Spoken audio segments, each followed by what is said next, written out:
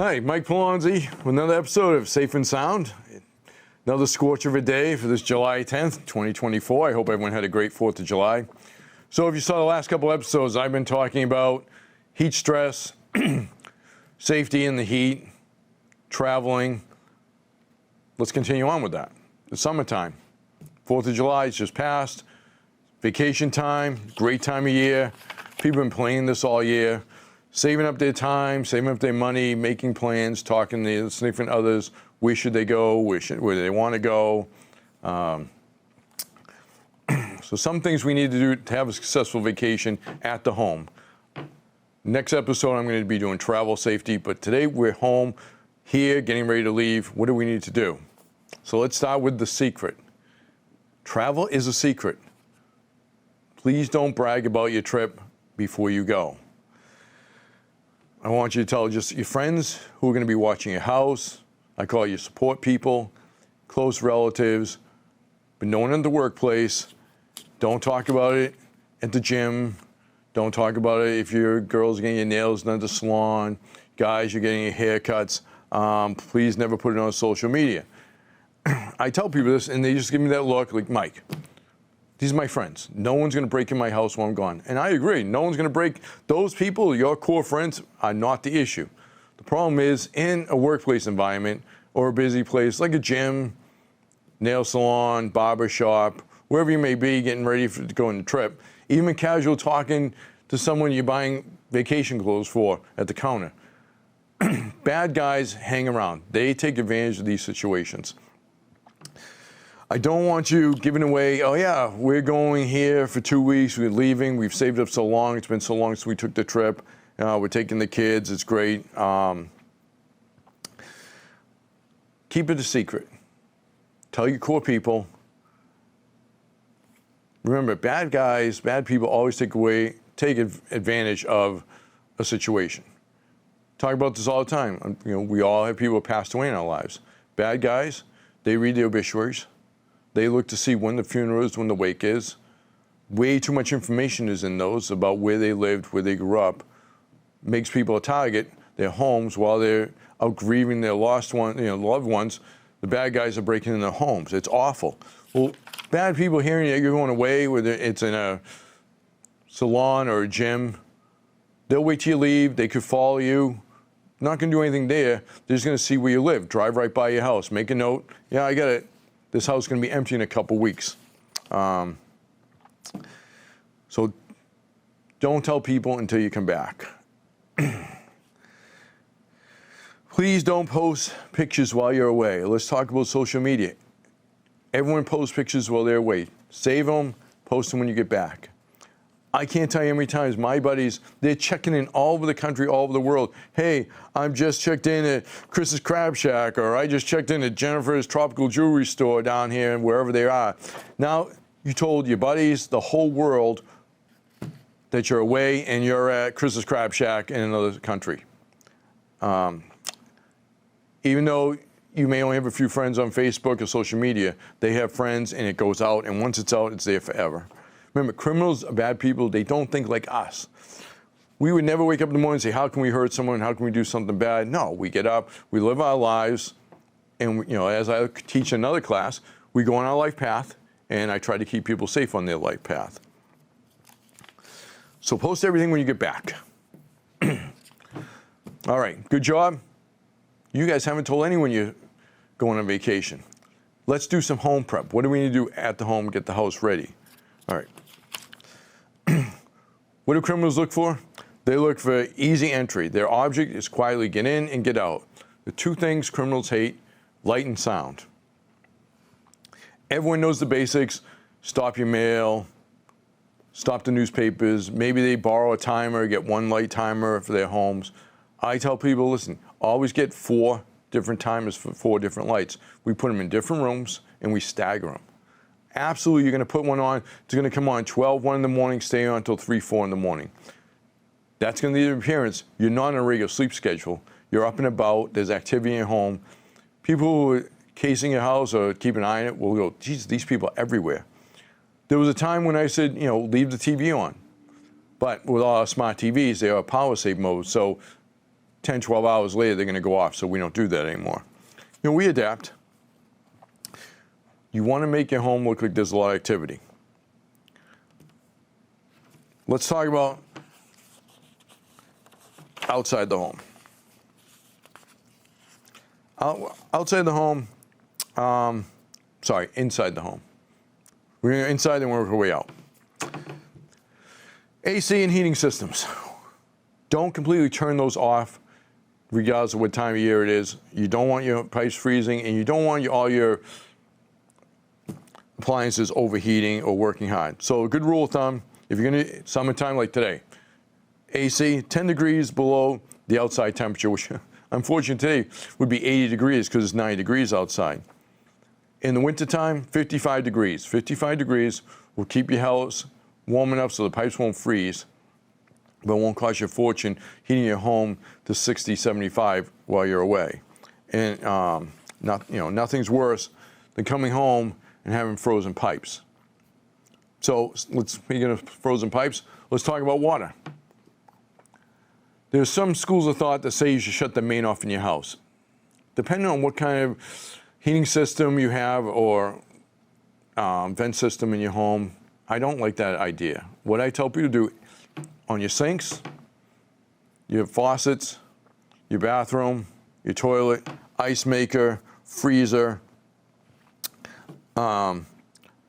dishwasher, they all have individual valves where you can shut the water off. Do that. I know it takes a little time, but at least you're not shutting the whole main off. And if something were to break, it hopefully would be contained. So do that. Faucets are good, water's good, great. Let's talk about windows and shades. We're going to make sure all windows are locked. You know what? We're going to have 2 different people check those windows. Nothing's worse than leaving the house for an extended period of time and having your windows unlocked. Depending if you have shades or blinds, if you normally keep them up, put them down halfway. If you always keep them down all the way, leave them down all the way. If your shades or blinds are never closed all the way, do not leave and put all those down. If someone's been looking at your house, they're going to know it looks different than it normally looks. So we want to make it look like we're home, there's activity, nothing's really changed. Let's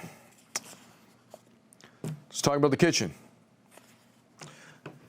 Perishables, which I'm going to get into a lot in a minute. Clean those out. Make sure the oven and the stove are off.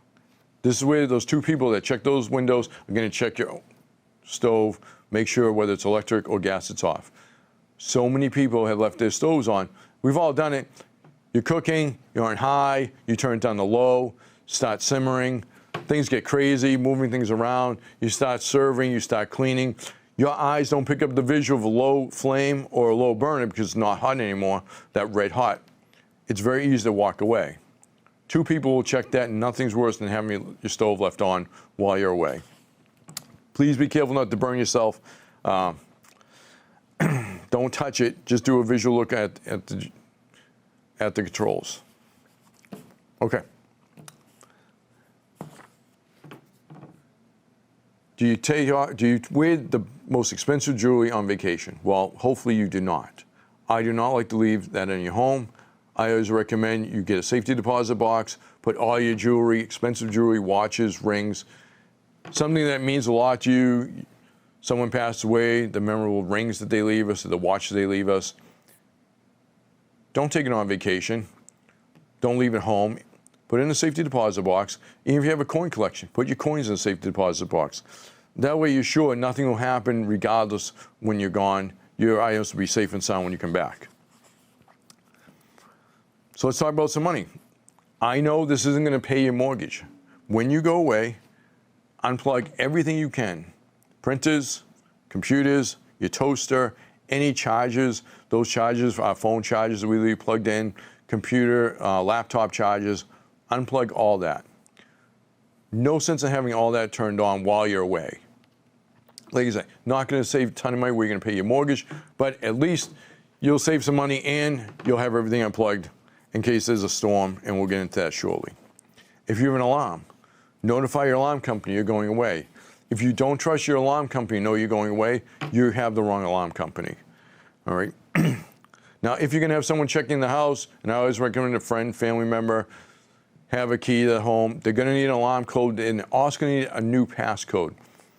For those of you that have alarms, you know if you set it off and you shut it off, alarm company calls, yeah, this is Mike Pelonzi, okay, what's your security code? So I have to give them a name or a phrase so they know it's really me and someone hasn't broken in. Set that up a couple weeks in advance. Tell them who it is, give them their code, give them their passcode, and have them work the control panel in your home. You know, some controllers, you hit 4 numbers, star, pound. Some you don't hit anything. Some they have on, off, along with the code. Teach the people how to use your alarm code panel before they leave. I'm not worried about them putting it on. I'm worrying about them shutting it off. They go in your house to check it while you're gone. They don't know how to properly shut it off. Guess what? They get into panic mode. They start pushing buttons. You push buttons enough times the wrong, it locks out. Alarm goes off. Police come. Do you live here? I kind of don't, but they're my buddies. Okay, well, that could be an issue. So have them work that out before you go. Not the time to do it on the way to the airport, and I literally know people who've done this. On the way to the airport, they call the alarm company, yep, so-and-so is going to be watching my house. If he calls in or she calls in, this is their passcode. Not a time to do that. So this next one's going to make you laugh. People always laugh at me when I say it's answer machines. I know everyone has cell phones nowadays. I get it, voicemail, all that. A lot of people, especially older people, still have landlines, still have answer machines. Some literally still have the individual answer machine that they have to push the button. Most of them have it on their phone built in where they push a code and call it. And a lot of people leave the wrong message on theirs. Do not leave, hey, I'm not home right now, leave me a message, I'll give you a call when I get back. That's bad. This is worse. Hey, this is Mike. I'm not home right now, leave me a message, I'll call when you get back. Now they know I'm not home, and now they know my name if they didn't know my name. Tell people, I always tell people, listen, here's your answer machine greeting. Thanks for calling, I'm here right now, but can't pick up the phone. Call me, or leave me a message, and I'll call you back in a few minutes. Gives the impression you're home. If people are calling house to see if they're vacant, they will not want to go to that house to check it out. Inside the house is good. We have it locked up. We have everything secure. Let's go outside. If you have a garage, obviously put your car in the garage and close the door. If you have a garage, like most people do, it's too full to have your car in the garage. Leave your car outside. But what do? We always leave our garage door openers in our car. Take that in the house every time you go in, just as you would the keys to the house.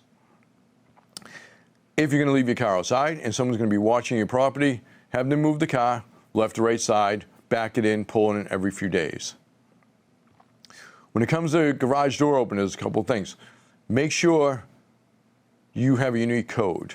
Now you can reset the code in your garage door openers very simply. You may need to get a ladder. That box inside where the chains go in, you open that up, you're going to find 2 buttons. Reset and remember. You hit the reset button, it's going to clear all the codes in that module. You hit reset and you push the button on your remote control, it will reset it to a unique number just for your controller. A lot of people can get a hold of these controllers and there are a limited number of codes. They can drive around and just start pushing buttons looking to see whose garage door opens. What do most people have in their garages? A door to the interior of their house, which we don't want to give them access to. Whereas that, they open it, they close it, nobody even sees them in your garage. They can take all the time they want to break into that door. Have your people that are watching your house move plants. If you have a hanging plant, put it on the porch. Move it to left and right, put it back up top. You want to make your house look busy. You can even get free kids' toys. You see them on the side of the road, you can get them online, get a few kids' toys, put them around the porch, put them in the lawn, have someone move them left and right. Now they think there's a bunch of kids playing all through the day, which means obviously if they're young kids, there's an adult home, doesn't make your house look like a Target. Speaking outside, lawn, snow, depending on what time, arrange for lawn care. If you don't have a service or a landscaper that does it, Ideally, you want to get a neighbor or neighbor's kid to do it, pay them. If not, hire someone to cut your lawn. Nothing says, hey, there's nobody here for a while when the lawn's growing and everyone else's lawn is cut, looks good. Now, it's a secret, right? We're not going to tell those landscapers we're going away. So what do we do? Listen, a couple things. Hey, I know you do so-and-so's lawn. My equipment broke, kind of in the jam, not going to replace for a while. How much would it be to cut my lawn? Maybe have them cut it a couple times. Once when you're gone, once when you get back. Hey, the person I was using doesn't do it anymore. They decided to retire. Wonder if you could do it. The last thing you would do is, hey, I'm going away for a couple weeks. Can you cut my lawn? How much is it for a couple cuts? Same thing with removing snow. They know no one's in your house if the walkways aren't shoveled in the wintertime or the driveways aren't plowed. So a couple things to think about there. Have you support people. People are looking out, move your trash barrels left to right. Every couple days, make your house look different. If they're inside, they can change the shades if they want. Remember, your home needs to look different. All right, we had a great vacation. Our home is awesome. Nothing's happened. Everything worked as planned. Except we walk in, it's 11 o'clock at night, and what do we see? The clock on the microwave flashing, the clock on the stove flashing. 12, 12, 12. What's that mean? We all know what it means, right? The power went out. How long did the power go out? Did it go out for a couple of seconds, a couple of minutes, hours, days? It's 11 o'clock. We don't want to wake up our friends, family, whoever's watching our home. So let me show you what you have done prior to leaving. You take any cup that won't break in the freezer, put some water in it, take a quarter, put it on top, put it back in the freezer. You're going to come home, you see everything flashing. First thing I want you to do, open that freezer. Hopefully, you're seeing that. If you see this, it means the power's been out for many hours. Enough hours for this cup to melt, quarter goes to the bottom to refreeze. What else does that happen to? Our food. Now you know the meat, the milk, maybe your kid's food, maybe your dog or cat's food that we keep in the fridge has all thawed out and refrozen. Is it safe to eat? Probably not. It could be as simple as giving you upset stomach to literally causing death, serious food poisoning. And that's why we do this. We want to make sure that we didn't lose power long enough in a closed freezer for this cup to melt enough so the quarter would fall to the bottom and then would refreeze itself. I know it sucks. I know it's a bad thing to come back to, but it's a lesser evil than eating contaminated food or drinking any kind of liquid, especially milk, that's gone bad and cold again. Maybe you smell it, maybe you don't. I'm more concerned with the food in your freezer that has been frozen, thawed out, and refrozen, and we just don't know how long. You, of course, can find out the next day from your friends or family in the area or your neighbor, hey, it was out. How long was that? Yeah, we lost it for 2 days before they got it back on. This will keep you safe so you can eat whatever's in the house, and you'll know that nothing is contaminated because hopefully you come back to this and life is good. All right. Well, that's going to wrap up another episode of Safe and Sound. I hope you like these tips and you follow some of them. Keep yourself safe and have a great summer.